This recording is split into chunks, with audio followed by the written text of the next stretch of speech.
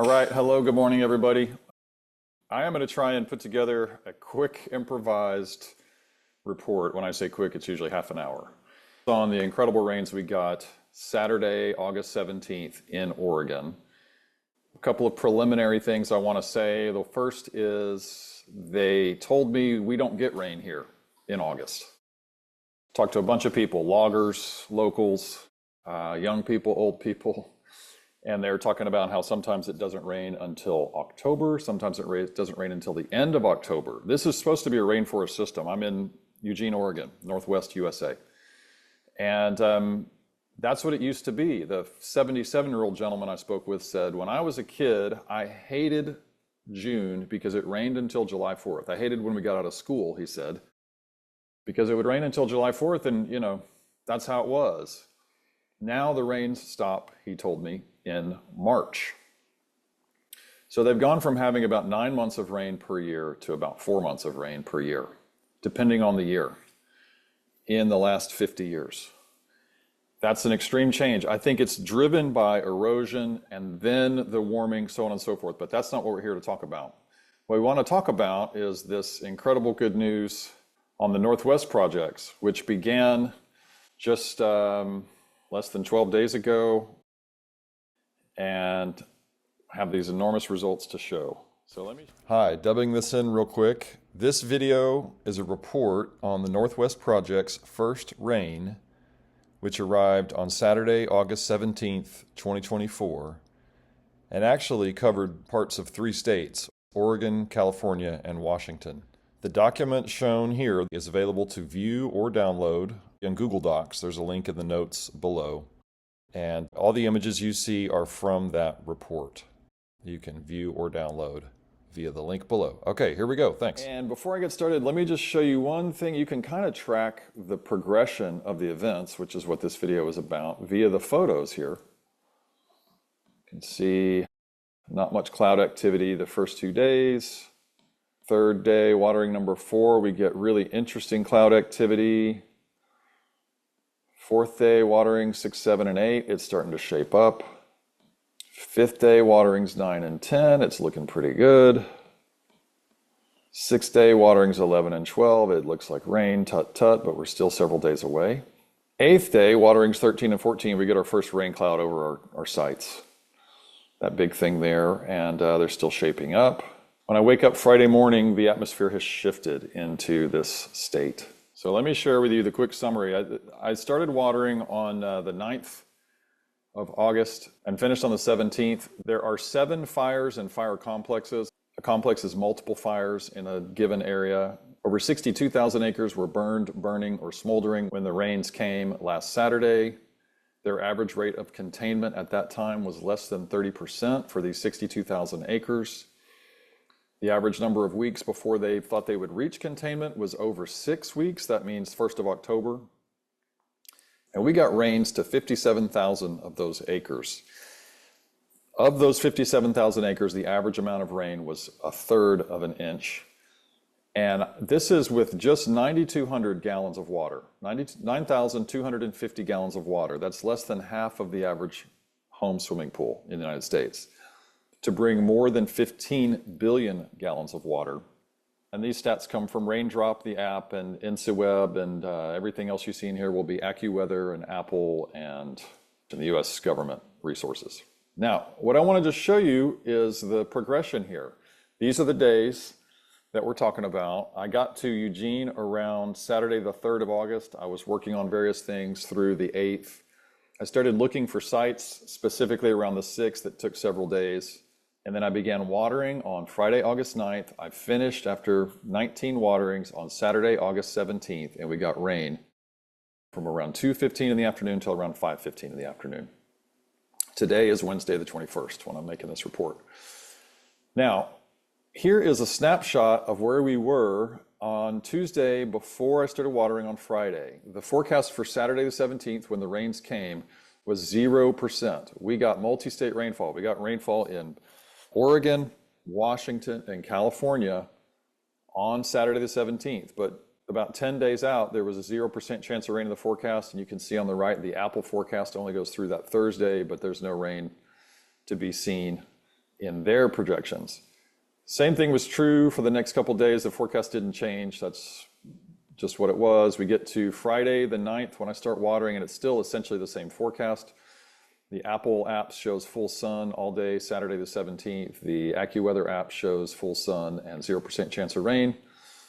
You can see down here, there's not much rain anywhere nearby. So this region, is pretty large, although we're going to fill it with rain in about 8 days. But the nearest rain is over beyond Boise, over north of Seattle, over east of Reno. It's a long way away. And then this image I included, this is from the first watering. You can see, to my eye, that this vegetation is a little pale. The light is golden but pale, and the trees themselves look like walnuts to me. They look hard. The trunks, the bark looks hard, tight, impenetrable. That will soften as we go along in these 19 waterings. Okay, day number 2, Saturday, August 10th, I did 2 waterings. I've got 2 sites. I will show you those in just a minute when I explain the plan a little bit. We started that day after 1 watering with a 40% chance of rain on Saturday the 17th, and partly cloudy, and the Apple forecast shifted from full sun to partly cloudy. Don't know why. Could have been us, could have been a million other reasons. The fires I'm targeting are here. The blue dot is me in Eugene, Oregon area. This concentration of fires is the worst in the country right now. It's over 60,000 acres, as I mentioned. And the reason to start here is that it's the best position to move moisture around all of these fires that I know of in the country that I could accessibly work from. Here's watering site number 2. This is the beautiful Dexter Shores RV Park. My friends Shelly and Brandon run that place. Okay, now let me tell you the plan. Here's a quick overview. The Northwest Project's plan, if it works, should send moisture downwind, meaning with the prevailing winds. This is the same basic idea as the Southwest Projects. We work with the prevailing wind structure in the biophysical world that we all inhabit to move moisture across landscapes so that it prevents fire, eliminates drought, and eliminates future fire. So if the prevailing winds take this moisture that we can spin up, and we just did, it should help douse, reduce, and put out fires across the entire West Coast forested region and the Northwest forest regions. Not in one day. It's going to take weeks. I'm giving it about 6 or 7 weeks in this iteration. But my ultimate goal here is to send moisture all the way along these prevailing wind lines down into Texas, over to Oklahoma City, here, up through central Texas, where it recycles over Kansas into Colorado. And we get a lush West USA. Phase 1, which is shown here, is to rehydrate the Eugene, Oregon moisture conduit. That's what I'm calling this general area. Eugene is at a juncture where moisture wants to flow. And send moisture across the Northwest forest system via the prevailing winds and the transpiration that all plants provide, especially trees. This is biophysical reality. The dark blue triangle here shows the target region for the first rainfall, which we hit out of the park. We actually got rains all the way around this entire forest area. Light blue shows moisture sharing potential. So these are, to some degree, prevailing winds. Prevailing winds are essentially north to south over towards Texas along the forest lines. But what I have learned since the Southwest Projects in particular is that prevailing winds is really a bit of a concept of the past in the moment that you're working. The prevailing wind system is sort of overrun by the crazy weather of climate change right now. So you're really working with dominant winds.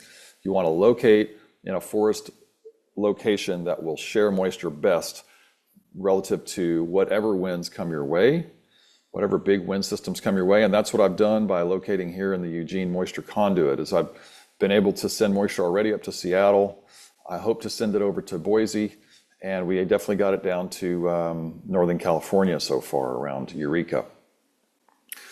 That's phase 1, trying to get all this stuff moving. Phase 2, after got to go to Austin at the 1st of September for about a week.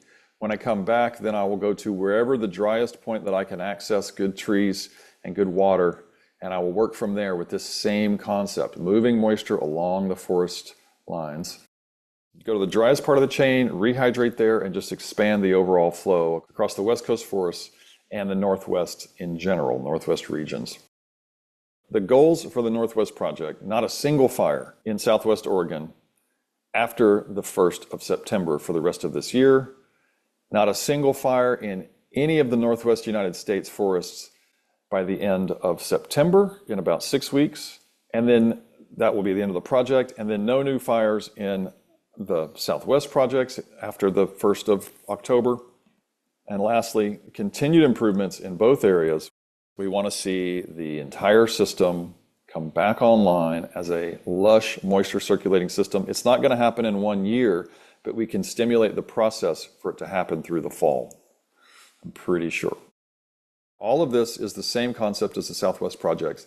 You hydrate according to prevailing winds and forest structure. You go to the most mature trees, you put the water in. What I tell people again and again and again when I meet them for the first time and I'm holding a bucket of water and they're saying, "What are you doing?" And I say, "I'm watering the trees." And then they look at me like, "That's strange." I say, in less than the last 10 years, science has established that forests are the moisture circulators over landscapes. For example, if we were to deforest the entire continent of North America, it would turn into a desert within 10 years, the science says. So again, trees are moisture circulators, and the bigger the tree, the more capacity to circulate moisture. The second thing I tell people is that what science and meteorology don't seem to know yet, because it's not out there on the ground, it's looking at everything through computers, is how dehydrated things actually are.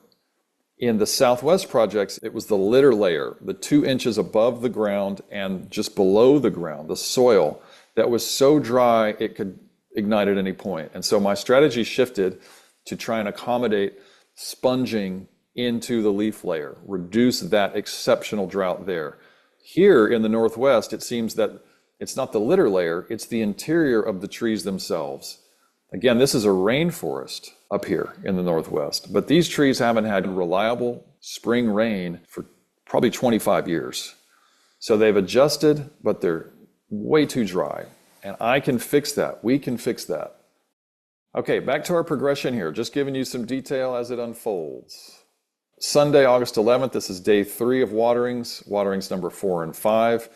Now we've got AccuWeather saying it's a 35% chance of rain, and it should be a rainy Saturday.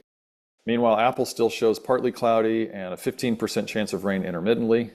However, at site number 1, watering number 4, we got the first clouds in a sort of east to west pattern that is going to show up again and again throughout the rest of these. By the end of that day, we had in the Apple forecast a 45% chance of rain pop up. And then keep in mind, in general, there's just no rain anywhere. It's in Canada and in Montana. It went further away on this day. Day 4, waterings 6, 7, and 8. I don't have pictures of watering number 8 here, but now I wake up Monday morning, August 12th, to a new ball game. Got these long lines of moist clouds starting to form. This is a transpiration dome, I call it. And so it's starting to form a dome of moist clouds over our sites. This will bring in rain. And you see our forecast has downshifted from rainy to partly cloudy for both apps, the AccuWeather and the Apple. Apple, however, now shows a 40% chance of rain around 6:30 in the morning. This is all common, this bouncing back and forth between forecasts. Heavy forecast, light forecast, little forecast, no forecast. This is how it goes with rainmaking every time. Again, our nearby moisture, there's just nothing in the area. But after the first watering that morning, this is watering number 6, you can see cloud formation is really starting to look like rain. Looks like rain's coming to me. Tuesday, August 13th, waterings 9 and 10. The rain predictions for Saturday were light rain possible and full sun. Over here, Apple says 20% chance of rain, peak at around 11 p.m., 10 or 11 p.m. The nearby moisture is still very, very far away, but our clouds at site number 1, watering number 9, they're looking great. It's a different buildup than I've seen before here, but it's a buildup that's occurring. The day before, the forecast said we would be in full sun all day, and so here we are in very precipitous, cloudy stuff. And the forecast for Saturday the 17th from Apple flips again in the afternoon from around 20% at 11 p.m. to now just intermittent throughout the day. Again, this is common, these weird shifts. Okay, August 14th, waterings number 11 and 12. The Saturday 17th rain potential is 30%, but they're only saying partly cloudy on the AccuWeather. Meanwhile, Apple is now saying 40% chance of rain in their daily forecast, and their hourly forecast shows a peak of 25% chance around 6 p.m. This is the day, Wednesday, August 14th, that I spoke with the 77-year-old local resident, and he just said, we don't get rains in August. He told me the story about growing up, and we always got rain until July 4th, and I hated that as a kid. That stopped sometime in the last number of decades. Now we often don't get rain after March, and sometimes we don't get it until the end of October. Same thing with the timber workers I spoke with, probably 4 or 5 different people. They don't used to rain around here in the summer months ever. And we're about to bring it. Again, the nearest rainfall on Wednesday is just, not really anywhere to be seen. There's not much happening in the Pacific. It's starting to coalesce a little bit. Meanwhile, the United States, not so good. But our clouds, this is after the afternoon watering. Driving back to Eugene, driving north, and look at those layers here. 1, 2, 3, 4, 5, 6, at least layers of moist clouds. And then when I got to Eugene, this house across the street and this cloud formation really blew me away. This is rain. This is rain wanting to fall and just coming together. The capacity of the trees, the capacity of the atmosphere to drop, all these things have to come together. Thursday, August 15th, waterings 13 and 14. The AccuWeather forecast now says 70% chance of rain, thunderstorms for the day. Apple says 55% chance of showers. That's a pretty big jump. And then their hourly forecast shows a peak of 25% between 4 and 6 p.m. Over here in the big old USA map, there's not much moisture on land, but it is starting to coalesce to us. We've got moisture coming at us from the Pacific now, and moisture moving towards us from the northeast, which is great. This is site number 1, looking really good as that watering wraps up. And then this is site number 2, our first rain cloud for the entirety of this watering session overhead. Thursday, August 14th. And so that's another strong indicator. This is not a video about indicators, but that's one that I particularly like. The big cloud, the big dark cloud overhead. Friday morning, I woke up to phase shift in the atmosphere. We've really got layered moisture now. You can see 1, 2, 3, 4, 5, 6, 7, maybe 8 layers of moisture stratifying there. And that's on my way to the site. Once I got to site number 1, south of Eugene, it just continued to be like, whoa, are we going to get rain today? I don't think so, but it's sure looking like it. I usually predict close but wrong to when the rain falls. I was saying by Saturday or on Saturday at the latest, I thought we would get it Friday, especially when this happened. Then we get to Friday, August 16th. I did 3 more waterings. Watering number 17 was a half watering in Eugene. There'll be video on that in the future. So we start the morning. AccuWeather saying now 65% chance of rain and calling again for thunderstorms tomorrow, Saturday the 17th. Apple up to 45% for the daily forecast with showers and a peak of 25% chance of rain between 5 and 8 p.m. and their hourly. If you look over here at the US of A's moisture accumulation, it's now really starting to come at us from the Pacific. And I mentioned earlier, we go back to dry sky Friday afternoon. This always makes me nervous. And it almost always happens. Like things look really, really rainy and then go back to dry in the atmosphere, and then you get rain. Not 100% of the time does it work that way, but I think more than 50% of the time. Anyway, this made me nervous. I went and did 250-gallon watering in Eugene that night, watering number 17 of some big old beautiful trees. And the next morning, Saturday, August 17th, I woke up to this. I could feel it, I could smell it. You know, this is probably 120 miles away. It's about 60 miles to the coast from Eugene and 80 miles to the drylands, the non-forested area from Eugene. So this is maybe 120 miles out, and I'm telling you, it was clear and present. It's a big old thing too. You can see how it culminated into this interesting arc. It seems to be coming right at us. And when you look at the whole country, nobody else has rain coming to them like we do. And a couple of other factors on this morning, Saturday, August 17th. Suddenly we are below average temperature. The shift has happened. The ecosystem is cool for the first time. And rain is getting closer by about, 6:20 a.m.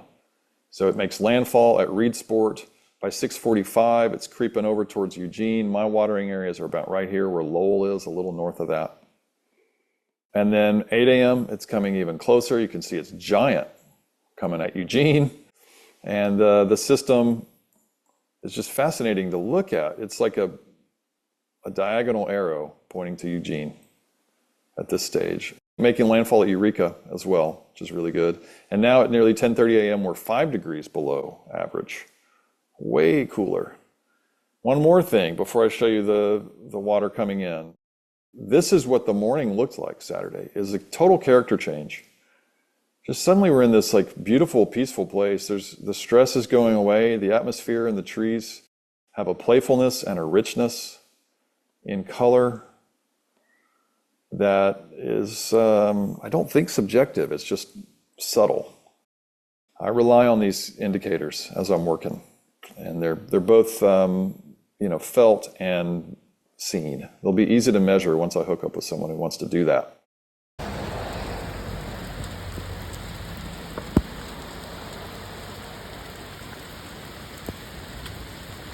Okay, so then our forecast, the morning that we got rain in the afternoon, 88% chance of rain and thunderstorms predicted by AccuWeather at 8 a.m. Apple says 65% chance of thunderstorms in their 10:25 a.m. forecast. And then their hourly shows the peak hitting around 4 p.m. It actually did peak at 4 p.m. Between about 4 and 4:30 was when rain was heaviest at my site, where I was. And then 10:30, the rains actually kind of recede slightly. They slow down, they move up the coast. And so I start to get nervous again. It's not going to come to Eugene. But you can see this shape is just like a wedge aiming for us. All right, then at 2:30 p.m. on Saturday, August 17th, we got historic rain. All right, ladies and gentlemen, believe it or not, you were looking at the first person in the history of the world.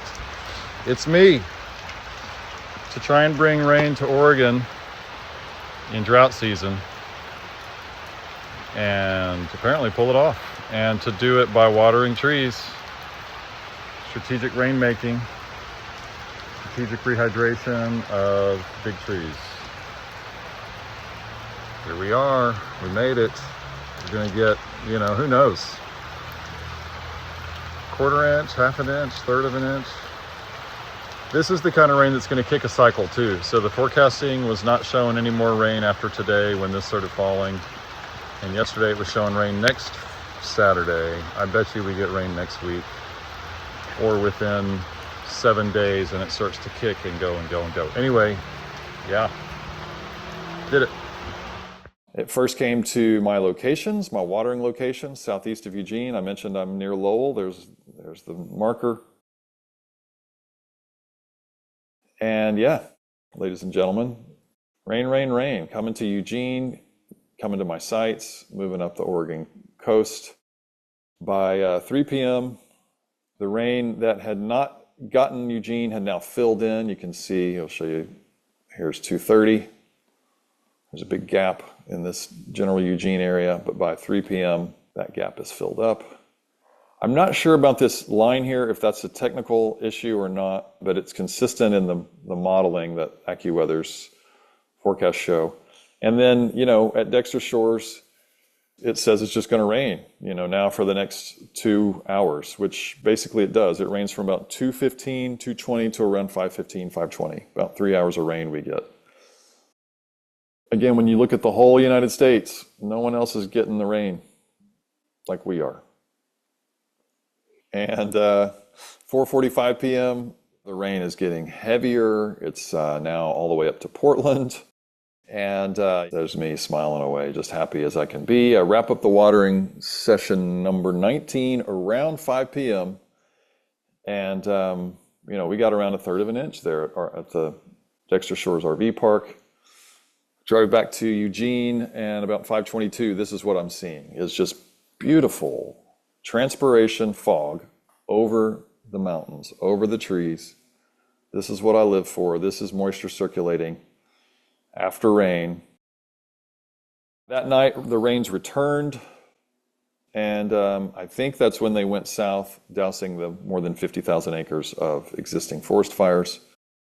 And now let me just wrap this video up by showing you the totals of rain received just on that day. Our Site 1 area got about 4/10 of an inch.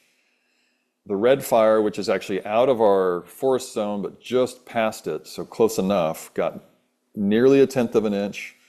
Some of the other modeling I've done shows more than 1/10 of an inch. Coffee pot fire got more than 1/2 an inch. The Cottage Grove Lane 1 complex got nearly 1/2 an inch. This is a massive fire. The Williamette complex south got over 1/2 an inch. Massive fire. The Sandstone fire north of us got 7/10 of an inch. The extent of these rains, when it was all said and done, was that it went all the way up to Vancouver and all the way down to Eureka, California. And so again, when you look at my fires area, I mean, that's pretty dang good. I'm trying to get the West Coast to not catch on fire this fall during fire season, and I'm trying to eliminate all these fires to the east of where I am right now by the end of September, and just shut down fire once and for all this year by the end of September. And the final good news here, once these rains finished, then we got rain in the forecast for Thursday and Friday this week. It's gone in and out as I have been sitting here compiling this information. Today's Wednesday, so we don't have it in the forecast this morning for Thursday. But the forecasts come and go when rainmaking is occurring, and I will help stimulate rain that I'm sure we'll get by Saturday or Sunday, probably Thursday or Friday, in line with these forecasts. So one more time, just wrapping up to show you what we did. That first rain was about 1/3 of an inch over 57,000 acres that had been on fire or were currently burning. The total spread, I'm not even going to put in here, because if you take 1/10 of an inch and go from Bellingham to Eureka, it's going to be bigger than 15 billion gallons. 15 billion is big enough to claim. So we're just going to claim the 15 billion that fell over those fires, but rest assured it's probably much larger than that. All with less than 10,000 gallons of water put in by me. This is rain number, I don't know, 105 or something, 120. It works. So with all that in mind, thank you for watching. I wish to have much more sophisticated presentation on these things soon. I'm cutting this video off. I hope you've enjoyed it. I hope it's been valuable for your understanding of what rainmaking with trees can do. I'm not the only person who can do this. I think anyone who can fill a bucket with water and sense a tree's dryness with their physical body can figure this out. I'm just the first one to do it. I forgot to say at the beginning, I'm Chris Searles. I am the rainmaker from BioIntegrity. I'm the first person to put together this idea of rainmaking with trees based on a ton of scientific research. I encourage you to get out and water your trees immediately if you want to cool things down, circulate moisture, make the future better. All right, thanks for watching. I'm off to water again now. I'll see you soon.